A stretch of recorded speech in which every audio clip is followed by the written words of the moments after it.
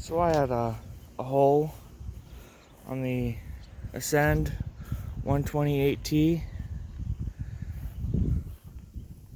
Yak Power. So you got duct tape up there in the front, but that's where the next leak will be, under here. You can see there's a little hole right there. Material on this thing is absolute garbage. This kayak is absolute garbage, but what do? So you take Flex Seal liquid.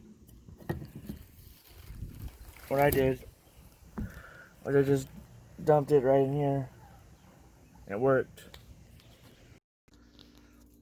So you're gonna dump this.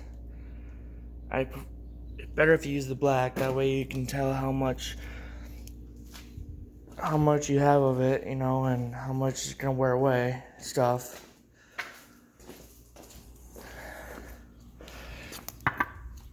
But you're just gonna dump it right on top of your hole. Make sure you plug the hole first.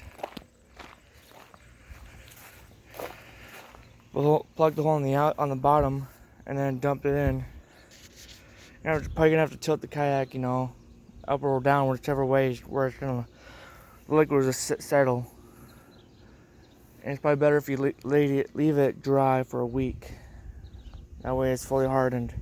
Mine took almost a full week to fully harden. And now it's completely sealed. I hope this has helped you. You guys have fun. Peace.